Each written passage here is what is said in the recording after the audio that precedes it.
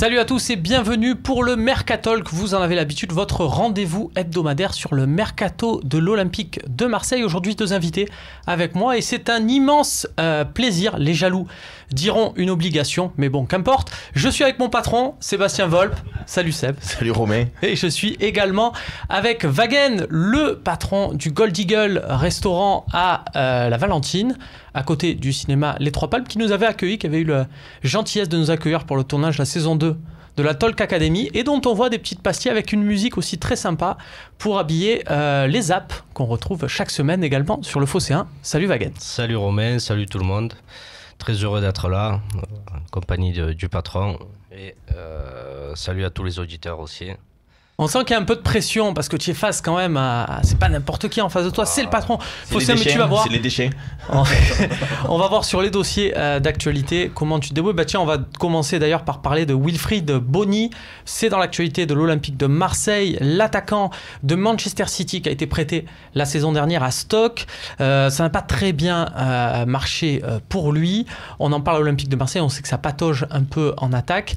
Donc, bah tiens, Wagen, on va commencer par une question toute bête. Est-ce que pour toi, il faut prendre Bony maintenant ou il faut attendre un peu et puis que les pistes prioritaires, on va dire, les Baka par exemple, dont on a parlé pendant un petit moment, se décantent? Voilà, non, moi je prendrai pas Bony. C'est un attaquant qui a fait une seule belle saison,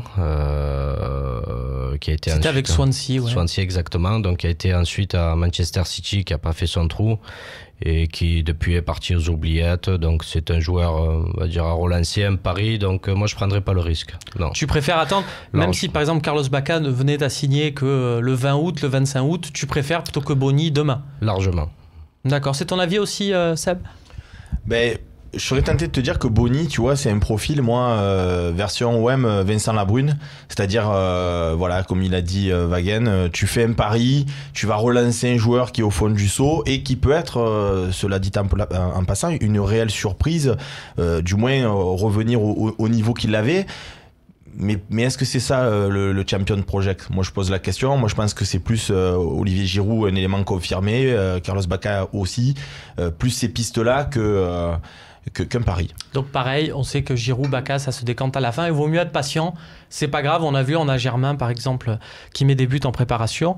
J'ai compris le message. Au milieu de terrain, ces dernières heures, on parle de Ravi Garcia, un milieu espagnol passé par Manchester City, actuellement au Zénith. Alors on en parlait à Bordeaux. Et puis tiens, étrangement, l'OM et Lyon seraient sur le coup.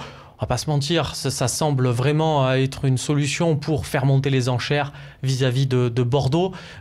Difficile de se dire que l'OM est vraiment sur le dossier. Tiens, on le voit avec Henri Bedjimo, une connaissance. Mais si, je vous assure, il joue à l'Olympique de Marseille. Ravi Garcia, Seb, est-ce que... Bon, même si c'est une piste créée de toutes pièces, faudrait s'y pencher plus sérieusement parce que le milieu de terrain mérite d'être renforcé, ou laissons cette rumeur faire son petit tour de terrain et puis au revoir? Ben moi je pense qu'avavec la qualité du joueur, quand tu as dans ton effectif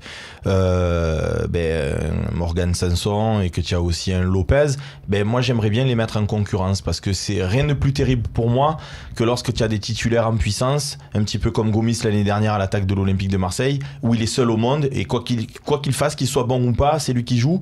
Donc ce type et Ravi Garcia, c'est le profil, tu penses, pour les mettre en concurrence? Ben, ce type de profil qui viendrait renforcer le milieu de terrain, moi je pense que ça peut apporter un plus. Après, est-ce qu'il faut en faire une priorité? Clairement non. Je pense, Wagen, que on en avait parlé, tu avais de bons souvenirs à l'époque de son passage à Manchester City. Certes, oui, c'est un très bon joueur. C'est un très bon joueur qui, contrairement à Bony, n'est pas parti aux oubliettes. Donc ça reste toujours un très bon joueur de ballon. Cependant, je pense qu'on n'est pas sur une priorité de renforcer notre milieu de terrain. On est quand même assez bien garni avec un Sanson, un Lopez et tu as oublié de le dire, un Luis Gustavo qui sera un titulaire en puissance, donc qui sera un peu dans le même rôle. Ouais, mais Wagen, tu as vu le nombre de matchs qu'on a à faire cette année? Tu as l'Europa League, tu as la Coupe de la Ligue, tu as la Coupe de France, tu as le championnat. L'argument, Monsieur Volpe. Pardon, excusez-moi. L'argument de Wagen s'entend, puisqu'il a parlé de priorité. Et c'est vrai que même si on peut vouloir renforcer le milieu de terrain, on peut vouloir avant un attaquant ou un défenseur. Sur un très bon milieu de terrain en devenir, etc. Je pense qu'il vaudrait mieux viser sur un très bon milieu de terrain en devenir plutôt qu'un joueur qui serait certainement un titulaire et qui pousserait un Sanson ou un Lopez sur Alors, le banc. j'ai pas ça en magasin, un très bon milieu de terrain en devenir. J'ai un Moussa Sissoko qui est un peu plus confirmé, dont on a parlé ces derniers jours. Là où ça devient intéressant pour l'Olympique de Marseille, c'est que Tottenham, qui veut s'en séparer, est conscient qu'il va falloir soit le prêter en prenant en charge une partie de son salaire, soit, pourquoi pas, se résoudre à le vendre bien moins cher que son prix d'achat, qui était quand même de 35 millions d'euros, pour permettre au club acheteur de pouvoir s'aligner sur ses émoluments. Grosso modo, c'est 450 000 euros net actuellement Sissoko en Angleterre. À titre indicatif, on parlait d'un salaire astronomique pour Luis Gustavo, il est à 320, 330 net. Donc voilà, pour Sissoko, il devrait faire des efforts, ne serait-ce que pour être au salaire de Luis Gustavo. Est-ce que ça vaut le coup? Tiens Seb, tu nous parlais toi de cette envie de renforcer le milieu de terrain. Est-ce que ça vaut le coup de mettre un peu le paquet, vu qu'on n'y arrive pas sur l'attaquant? Est-ce que ça vaut le coup de mettre le paquet sur Moussa Sissoko? Ben, c'est cher, c'est très très cher quoi. Moi je trouve que c'est horriblement cher quoi. Alors évidemment, dans un monde idyllique et dans un monde parfait, on aurait des moyens tels le Milan AC qui viennent de se faire racheter et voilà, on rappelle que le Milan AC a été racheté parce qu'on parle beaucoup, et tu fais bien de le souligner parce qu'il y a beaucoup de supporters qui ont de frustration en regardant ce qui se passe au Milan AC. Le Milan AC a été racheté pour 1 milliard. C'est ça. Pas l'Olympique de Marseille pour 1 ça. milliard. Donc toi Moussa Sissoko, est-ce que tu le prends au détriment de l'attaquant? Voilà, c'est ce que tu nous dis. On sait très bien qu'il n'y aura pas et un attaquant et Sissoko et un défenseur. Clairement non. Moi, ce que je voulais dire tout à l'heure, et ça rejoint un petit peu par rapport à Sissoko, parce que je regarde bien évidemment les interviews que vous réalisez sur le Fossin, et Courbis s'expliquait comme tapis en son temps, Bernard, que tu jauges une équipe au niveau de tes remplaçants et pas au niveau de tes titulaires. Donc je pense qu'au niveau du milieu, si tu viens rajouter de la concurrence, c'est une bonne chose. Maintenant, lui, ça serait un titulaire indiscutable. Donc quelque part, tu rehausses encore le niveau de ton 11 de départ. Mais à des sommes, évidemment c'est séduisant, mais c'est des sommes incroyables quoi. Donc je pense que pour cette année, c'est un peu inabordable, c'est mon avis. Magen, en bon gestionnaire, on est aussi sur de l'inabordable, on est d'accord, on reste quand même. Voilà, non, ça vaut pas le coup, tout simplement. Surtout parce qu'il y a Gustavo déjà qui est venu. Voilà, il y a Gustavo, et puis encore une fois, c'est pareil, ça fait pas partie des priorités. On a quand même un milieu de terrain qui est pas mal pour un championnat de France, donc ça fait pas partie des priorités pour moi. Stevan Jovetic, il était, lui, une priorité au début de Mercato. On n'en parle plus trop parce que tous les jours, il est annoncé à Séville, c'est bon, c'est sûr, il va s'engager en Espagne. Au final, ça se fait pas. La piste pourrait être relancée. Bon, c'est, à mon avis, une envie de l'Inter de dire que la piste de l'OM est relancée, histoire de presser Séville. Mais tiens, vu que nous aussi, on patauge sur ce dossier de l'attaquant, est-ce qu'il faut... tiens, Wagen, je reviens vers toi, on en parlait tout à l'heure, on s'est dit, on attend... par rapport à Boni, il vaut mieux attendre sur les pistes prioritaires. Est-ce que Jovetic, ça fait partie pour toi des pistes prioritaires, donc il faut relancer, ou lui non plus, voilà, on va attendre pour un Baka par exemple? Non. Alors dans la configuration dont va jouer l'OM la saison prochaine, moi pour un Jovetic, je signe 100 fois. Accompagné d'un Germain en pointe. Disons que Baka est un très très bon joueur aussi, mais je verrais plus Germain accompagné d'un Jovetic, surtout à ce prix-là. Je crois qu'on parle de 13 millions d'euros. Ouais, donc ça pourrait être négocié un peu moins, c'est ce que demande l'Olympique de Marseille. Même à 13 millions d'euros, moi je signe de suite. Alors moi je vais pas faire le grand spécialiste et le grand connaisseur, mais j'ai pris bien évidemment... pour préparer l'émission des renseignements, et Jovetic... Tu as des scouts, toi aussi, tu as ta propre cellule de recrutement. Et si je ne dis pas de bêtises, mais tu peux me l'infirmer en direct, c'est pas forcément un joueur profil Giroud, un joueur profil Baka qui va être un point de fixation devant, c'est plutôt un joueur qui tourne justement autour de ces points de fixation, et il me semble que Germain, c'est aussi son rôle actuellement à l'Olympique de Marseille. Ça peut déstabiliser l'adversaire, si les deux se tournent autour. Si se tournent tous autour. Peut-être un cartoon. Voilà, ça peut faire l'attaque cartoon. Non, moi je pense qu'il faut vraiment un attaquant dit de fixation devant, un peu. Alors, je vais faire chasseur de but, quoi. Un chasseur de but, et surtout quelqu'un qui va être capable de fixer les défenses un petit peu. Ça va me faire très mal de le dire, mais je vais le dire quand même, un petit peu à la Brandao. C'est-à-dire, c'est ce mec qui est devant, qui permet au bloc olympien de monter, et justement avec des joueurs comme Germain, comme non, mais je trouve ça exceptionnel de t'entendre d'entendre parler de Brandao comme ça. J'espère qu'on pourra Non, faire parce un que petit Giroud et montage. Bacca, c'est des Brandao, mais en 3 fois plus fort, en 1000 fois plus fort, en 500 000 Bien fois sûr. plus fort. Bien sûr. Mais dans le profil du joueur, et Jovetic, je pense, mais Wagen le connaît bien, je pense que c'est pas trop ce joueur de fixation. Et qui on aurait un joueur de fixation devant si on le recrute? C'est des questions après. Déjà, quand j'ai vu que Brandao allait peut-être rejoindre, j'ai vu cette rumeur passer sur Internet, et peut-être rejoindre en Grèce notre ami Bernard Rodriguez, je me suis dit, tiens, C'est l'occasion. C'est fait, j'ai vu aussi. non J'ai vu passer ça, ce serait une belle rencontre, Sébastien Voll, Brandao, des années après ses avis enflammés. Pourquoi Puis finalement, maintenant, tu te dis que ça te Non, manque un peu c'était le profil. Évidemment. Et j'ai dit que ça On me voit faisait quel mal d'en type de parler. joueur te fait rêver. Hein, Voilà, c'est ton on choix, aura compris. c'est- Messieurs, on va justement finir sur un joueur qui fait rêver. On va se faire plaisir pour la fin. Je vais vous parler de Clinton Ng. Non, peut-être pas forcément qui fait rêver, mais quand même, sur son dernier match amical, là, cette ouverture du score, ça fait vraiment... On avait l'impression d'être dans FIFA. Est-ce que Clinton Ng, il marque des points? Et est-ce que vous vous dites, tiens, on parlait, voilà, par exemple, du dossier de l'attaquant en se disant, ça va pas être... Est-ce qu'on se dirait pas, tiens, le Ng, on va le garder en attendant de trouver quelqu'un, il pourrait pourquoi pas faire l'affaire, où vous vous rappelez la saison dernière où il avait eu beaucoup de mal à remplacer Gomis. Wagen, Non, enfin, le garder, on devra le garder quoi qu'il arrive. ça. Mais moi, Clinton Ng, disons que ça peut être un tube de l'été, mais ça s'arrêtera là. C'est un Ça joueur existe, qui est hein. de- Il y a des joueurs Voilà, comme ça, ils sont c'est- bons l'été. Et Exactement. après, il y a Alain Traoré, là, le grand frère de la dernière recrue lyonnaise. Il était toujours bon l'été, avec Auxerre, puis avec Lorient, et puis après, il n'y avait plus rien. Moi, je vais pas changer de discours. Je pense que Clinton Ng, là où tu poses la question, est-ce qu'il a marqué des points? C'est un joueur qui est capable d'évoluer à la fois sur le front de l'attaque, à la fois sur un côté. Il me semble l'avoir vu de mémoire à droite comme à gauche. Ça veut dire quoi? Ça veut dire que si Thauvin se blesse, tu me mets Bounassar? Non, je préfère voir Ng. Si de l'autre côté Payet se blesse, alors on peut mettre toujours Cabella. Mais moi, si tu me mets Clinton Ng, là aussi, ça me déplaît pas. Et enfin, si à un moment donné, tu dois jouer avec 2 têtes en pointe parce qu'il faut revenir au score dans un match, que tu veux mettre une pression et que le joueur garde la détermination qu'il a à l'heure actuelle sur les matchs de préparation, oui, il a marqué des points. Maintenant, est-ce qu'il va venir se substituer au grand attaquant qu'on espère tous? Non, très clairement. Évidemment, on l'espère tous, comme tu l'as dit. Messieurs, pour nous, c'est l'occasion de passer à une rubrique, là aussi on l'espère, qui va être très séduisante, c'est les valises.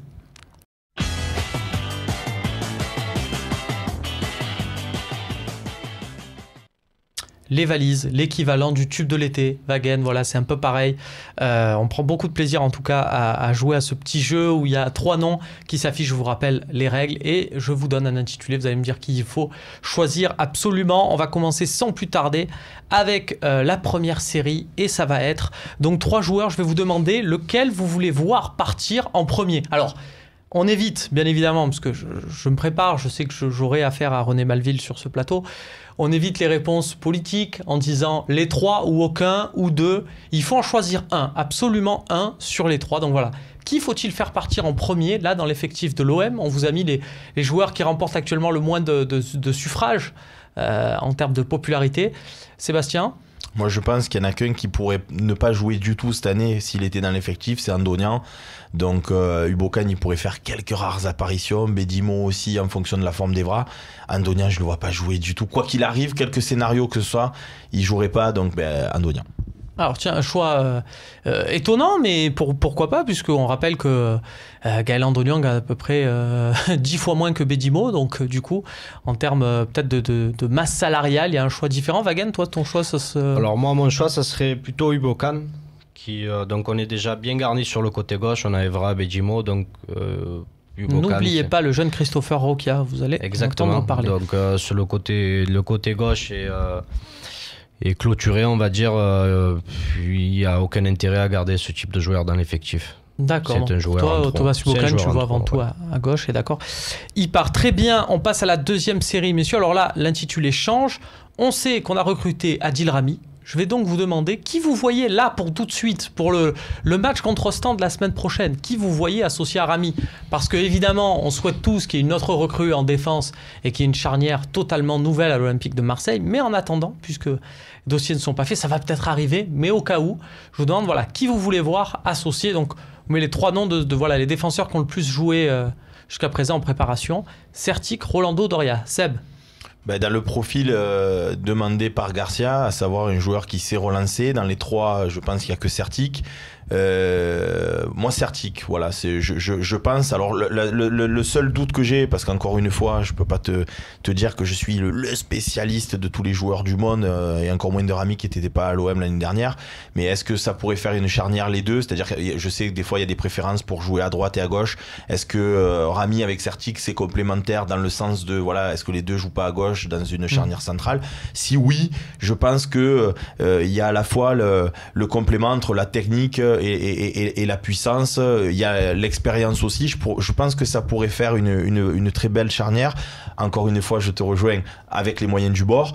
On préfère tous une recrue pour accompagner Rami. Maintenant, Rolando, je trouve que c'est un peu un clone de Rami. Je trouve qu'ils ont un peu les mêmes qualités. Donc, ça serait costaud, ça serait solide. Mais en termes de relance, faudrait pas compter sur eux, quoi. D'accord, Wagen, toi pareil, Certic, mais sur du court terme, encore une fois,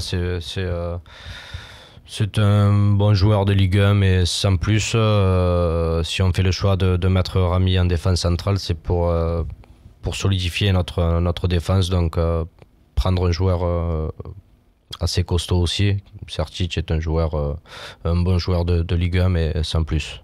Puis avec ces petits problèmes musculaires, il a raté des matchs sur blessure. C'est vrai qu'il faut aussi penser à des solutions de recours quand il y a Certic. On passe à la 3e série. Alors là, l'intitulé change également. Je vais vous demander qu'il faut prêter en priorité, puisque on le sait, des fois, c'est pas mal de prêter des jeunes joueurs pour qu'ils s'aguerrissent, qu'ils fassent une saison pleine en tant que titulaire dans un autre club, pourquoi pas de Ligue 1. Donc voilà, 3 possibilités. Saïfedine Kawi, Boubacar Kamara et André Franck Zambo Anguissa. Seb, tu gardes la main, tiens. Moi, je vais faire comme tout à l'heure sur la première série, c'est-à-dire je vais faire une élimination à l'inverse. Je pense absolument que Boubacar Kamara doit avoir sa chance cette année à l'Olympique de Marseille, soit dans un poste au milieu de terrain comme a commencé à le faire évoluer Garcia, soit sur un poste défensif, puisqu'on l'avait vu déjà suppléer Sakai avec un certain succès. Il peut aussi bien évidemment évoluer à son poste en charnière centrale, donc on le garde bien évidemment parce qu'il va jouer cette année avec l'OM. Anguissa fait que monter en puissance selon moi, c'est-à-dire qu'au début c'était nul et puis plus je me souviens d'un article avec Angoisse, Zambo angoissant, donc on est parti de là, d'angoissant, et puis là il a fait ses preuves, donc résultat, je prête qu'à oui. D'accord, oui, des fois on fonctionne comme ça aussi, c'est pas bête. On sait que les choix, on en parle, voilà, tu fais des choix par élimination. Les choix de Garcia, ça t'interpelle aussi, Wagen. Des fois, tu te dis, tiens, moi, il fait des choix comme ça. Moi, je les ferais un peu autrement. Là, voilà, à la place de Rudy Garcia, tu ferais quel choix? C'est-à-dire qu'en même temps, si Garcia il était aussi intelligent que toi, Wagen. Bien sûr, non, j'ai le droit d'avoir mes propres opinions. Moi, je prête Boubacar Kamara. C'est un joueur, donc en devenir, ce sera un futur très bon joueur qui a besoin de temps de jeu, qui n'en aura pas forcément dans ce projet-là, qui n'en aura selon moi pas forcément. Donc c'est un joueur que je prêterai et qui sera de retour dans les 2 prochaines années à un très bon niveau. Mais est-ce que tu penses très sincèrement, et je pose aussi la question bien évidemment à Romain, est-ce que vous pensez que le joueur accepterait d'avoir re-signé, d'avoir signé son contrat pro avec l'OM pour en fait aller jouer ailleurs? Ça s'est vu pas plus tard qu'il y a quelques jours. Kurt Zouma a prolongé son contrat à Chelsea pour être prêté à Stoke, et c'était pareil dans un projet de s'aguerrir. Oui, mais là, Monaco fait ça, Chelsea fait ça, les grands clubs font ça, ils prêtent des joueurs. Non, mais je parle du dossier Kamara, je parle pas de manière générale. Moi, je pense qu'avec l'estime qu'il a de lui-même, et il a raison d'en avoir parce qu'il a vraiment un gros potentiel, re-signer à l'OM pour aller être prêté quelque part, j'y crois pas trop. Ta remarque, elle est super pertinente, mais c'est par rapport au profil du joueur, je suis pas certain, mais je comprends. En football, tout est possible, on le sait bien. Dernière série, messieurs, sur ces valises.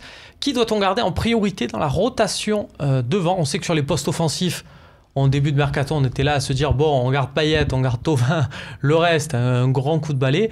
Plus les matchs approchent, plus on se rend compte qu'on va pas non plus recruter 500 personnes. Il y a des gens donc qui vont avoir leur opportunité, leur chance, des gens qui ont montré des choses pendant les matchs de préparation. Je vais vous demander, voilà, qui est-ce que vous gardez en priorité, sachant qu'il y en a peut-être 2 qui resteront, ou même les 3. Mais voilà, qui est pour vous celui qui doit rentrer absolument dans la rotation, là, qui gagne une deuxième chance à l'Olympique de Marseille? Seb?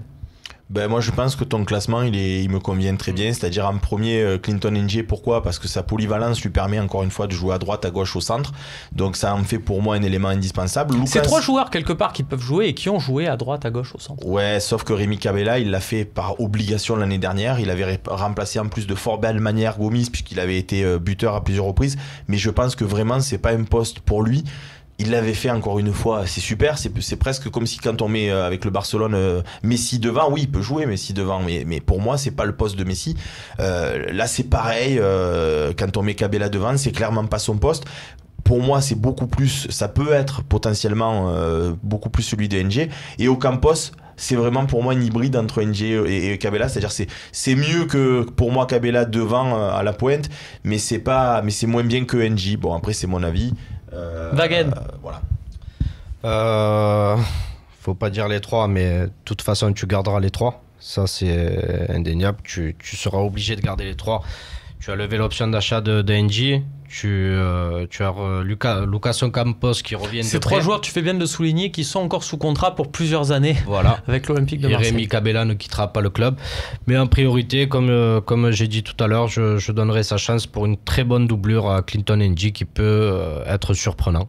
Très bien, et je pense que ça fera plaisir à Clinton qui partage avec toi le goût des chaussures noires et des chaussettes blanches. Voilà, ça ne se voit pas à l'écran, mais lui aussi, ça lui fait plaisir. Messieurs, on passe tout de suite à la partie des questions-réponses.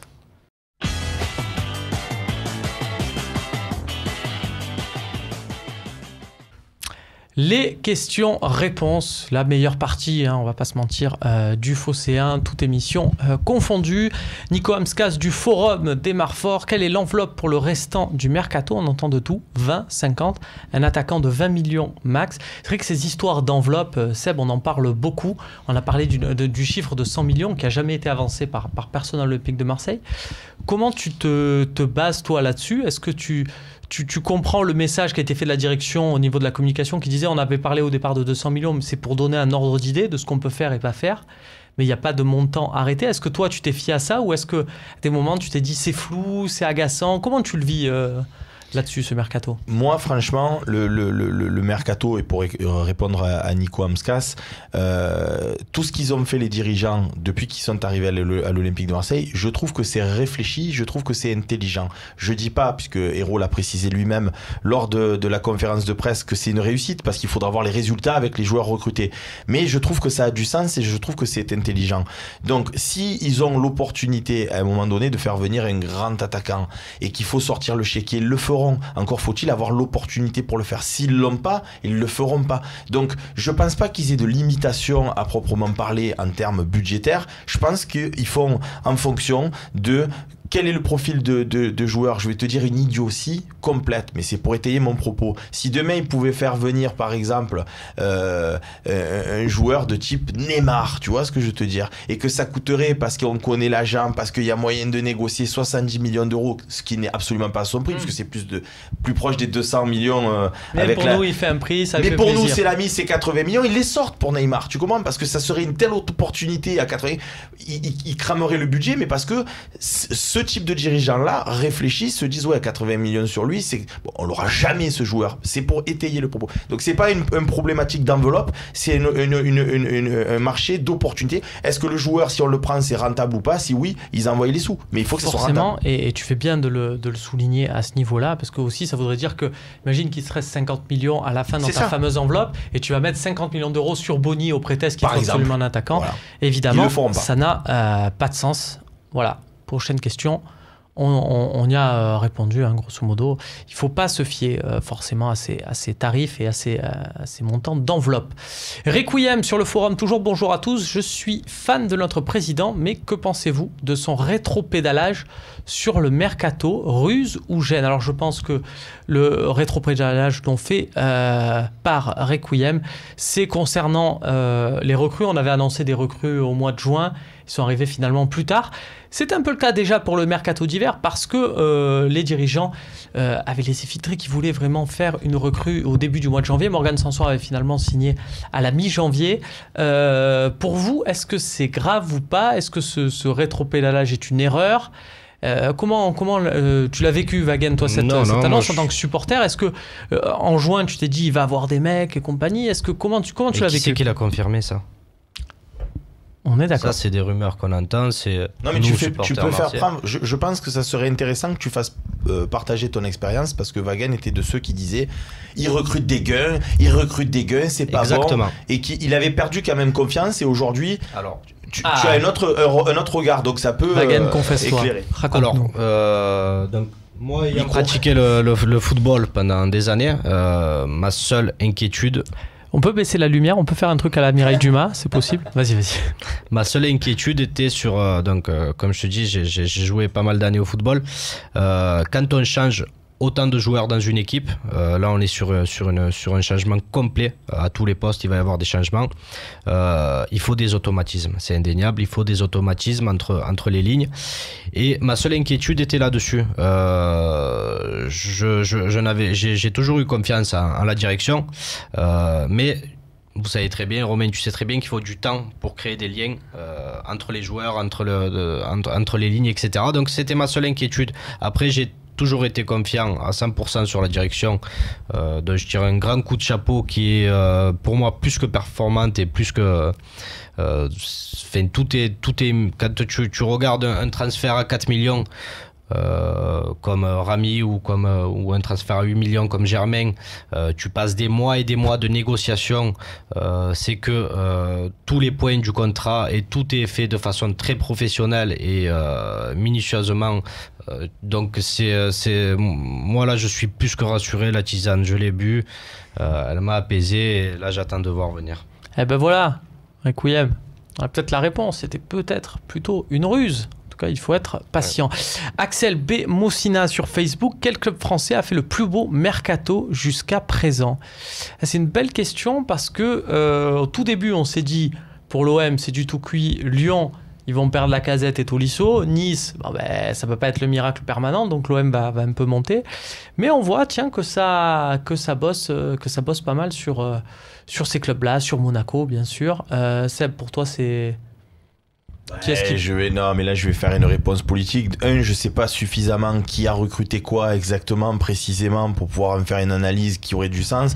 Et deux, malheureusement, le mercato, et ça c'est pas encore une fois pour faire la langue de bois, c'est ce que je pense vraiment, tu peux le savoir qu'au vu de la performance de l'équipe. C'est-à-dire que demain tu me dis j'ai recruté Ibra, j'ai recruté Cavani, j'ai recruté, bon je te cite que des joueurs parisiens, mais et derrière tu secondes comme Paris par exemple face à Monaco l'année dernière, malgré leur effectif de rêve guillemets avec des stars, ils sont seconds. Donc pour moi leur mercato il est c'est vrai que Paris à la fin du mercato on pouvait se dire que c'était déjà raté puisque Ibra était parti, il n'avait pas réussi à le remplacer alors qu'ils avaient approché beaucoup de joueurs sur le côté. Ils l'ont pris 6 mois plus tard et Draxler, c'est vrai qu'il leur a bien permis de rectifier le tir parce qu'au début il y avait ce flop pressé.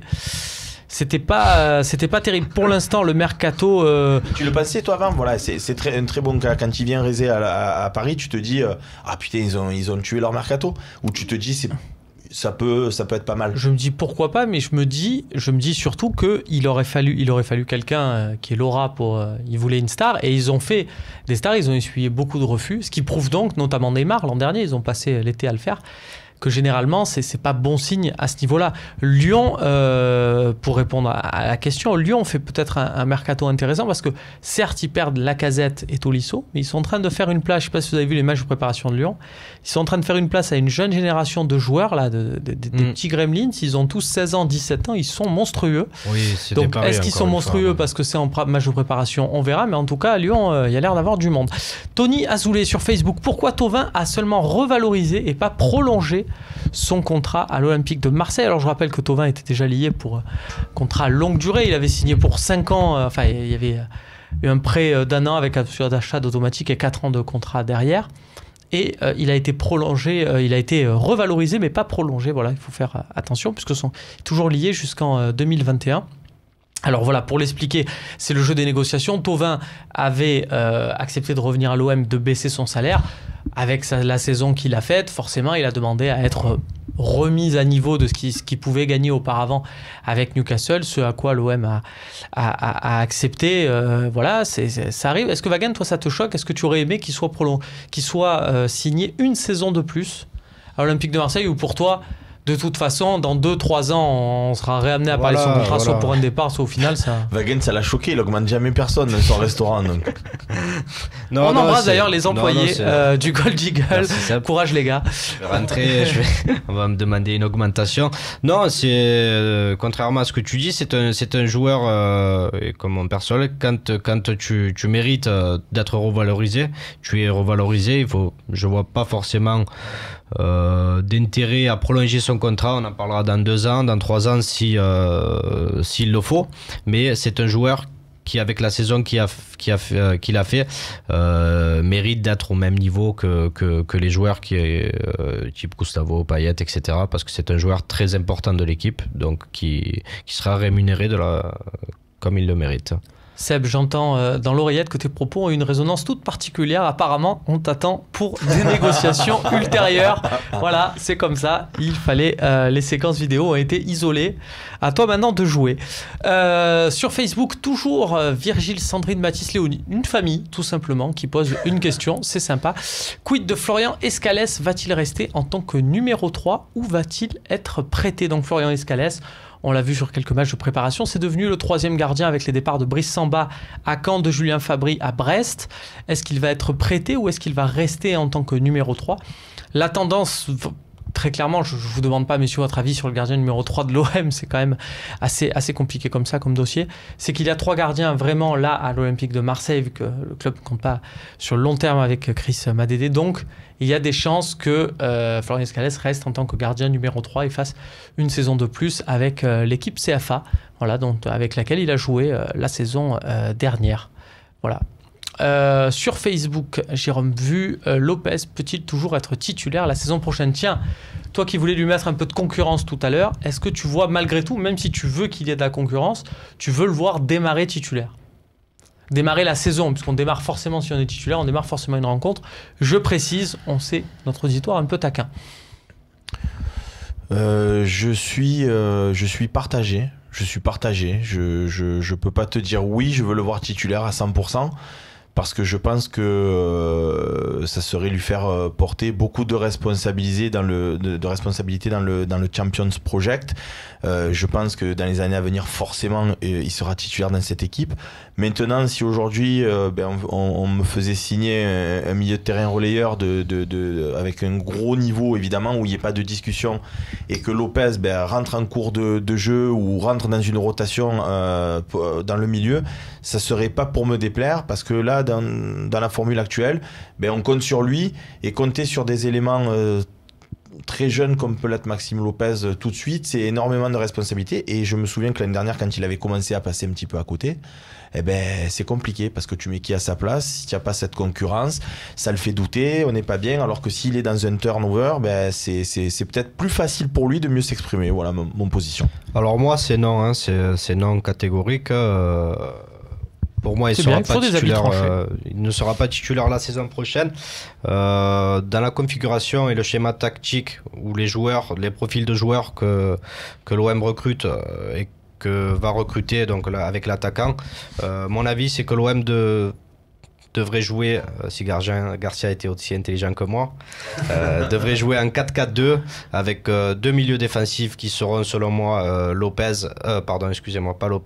qui seraient Sanson et Gustavo, 2 milieux sur les côtés qui seront Thauvin et Payet, et 2 attaquants. Donc on a Germain qui tournerait autour d'un tueur devant. Voilà. Alors, j'ai magie de la technique, j'ai Rudy Garcia dans l'oreillette et il m'a dit: dis quand même à ton ami Vaguette qu'il regarde un peu les matchs de pré-saison, parce que l'OM joue exactement cette configuration que tu énonces, c'est-à-dire un 4-4-2 avec vraiment 2 milieux, et ça tourne beaucoup devant et beaucoup à chaque fois.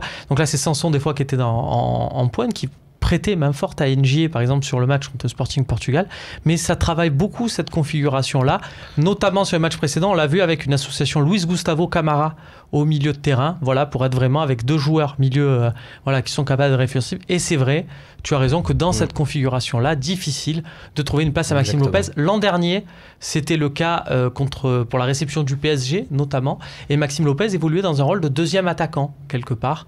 Donc tu vois, ça dit à quel point c'est compliqué. Et là, par rapport à ce que tu viens de dire. S'il fait vraiment une paire Gustavo avec Camara au milieu, parce qu'il a l'air d'apprécier beaucoup le rendement du jeune Boubacar, quid de Lopez, mais quid de Sanson aussi dans cet équilibre-là. Parce que si sur les côtés, il y a Payet et Thauvin, du coup, c'est sûr que ça amène cette concurrence que tu voulais à l'Olympique de Marseille, parce que Sanson, à ce moment-là, dans cette configuration-là, il peut jouer il peut jouer de partout. À la place de Payet sur le côté gauche, dans ce profil-là. Peut-être que la place de Payet est la seule qui lui est inaccessible, mais il peut jouer sur le côté droit. Il a joué ailier gauche avec Montpellier, il a joué en soutien de l'attaque, il peut faire beaucoup de choses, mais on voit beaucoup que ça tourne vraiment, et que c'est vraiment par contre. beaucoup de liberté aux 4 éléments devant. C'est la dernière question, elle est de Guillaume Housset sur Facebook. Pensez-vous que Zoubi peut faire un coup de l'ombre avec un attaquant comme il l'a fait avec Luis Gustavo? Est-ce que vous pensez qu'il y a un nom dont on n'a pas encore parlé? C'est dur parce qu'on en a fait beaucoup des noms, mais voilà, un nom dont on n'a pas beaucoup parlé, qui sort peut-être du chapeau. C'est ton souhait, toi? Ça te ferait plaisir? Sans te demander un avis, parce que c'est impossible, justement, par définition. Si on veut un attaquant de l'ombre, ni toi, ni moi, ni Wagen, on a le nom. Voilà, sinon, ça serait plus de l'ombre. Sinon, ça serait plus de l'ombre. Mais moi, la réponse... Est-ce que tu préfères ça, finalement, quelqu'un que tu connais pas, qu'on voit débarquer là, que les noms... Luis Gustavo, tu sais quoi, ça m'a fait un peu penser à l'époque où il y a Pena Bianca qui a signé à l'Olympique de Marseille, Fabrice Ravanelli. D'un coup, je me réveillais un matin, personne n'en avait parlé dans quelques médias que ce soit, et puis d'un coup, Ravanelli vient à l'OM et tout. J'étais là, j'ai dit, qu'est-ce que c'est Ravanelli à l'OM? C'était un truc de fou. Ça a fait un petit peu la même sensation avec Luis Gustavo. Donc, moi, ce que je veux, c'est par rapport à notre auditeur qui posait la question, êtes-vous surpris du rétropédalage de la part du président Jacques Henriot? Moi, ce que je veux, c'est être fier, et ce que je veux pas, c'est qu'on nous prenne pour des imbéciles. Donc quand hier j'entends en conférence de presse Andoni Zubizarreta qui dit on vous a parlé d'un attaquant, nous on cherche un attaquant, dites-moi les amis, on a fait l'année dernière qu'avec Gomis, on va pas faire l'année qu'avec Germain. C'était un petit rictus, voilà, il a répondu dans la foulée. Donc, mais tout le monde attend, pour être fier de ce recrutement et surtout fier de l'équipe, un beau numéro 9. Donc si le beau numéro 9, c'est Giroud, c'est Baka, ou c'est de l'ombre, mais de ce niveau-là, voire supérieur, tout le monde va dire waouh, quand même, on a fait le super mercato. Maintenant, si c'est Boni, par exemple, déjà, ça sera pas de l'ombre puisqu'on en a parlé. Mais moi, j'aurais un petit goût de amer dans la bouche de me dire c'est ça l'OM Champion Project, sauf si le mec claque 200 buts. Sauf s'il met 25 buts, voilà, c'est ce qu'on souhaite au final. Peu importe le nom, et ça fait office de conclusion. Merci Sébastien. Peu importe le nom de ce fameux numéro 9, s'il met 25 buts, il sera forcément très beau. Salut à tous, à la semaine prochaine.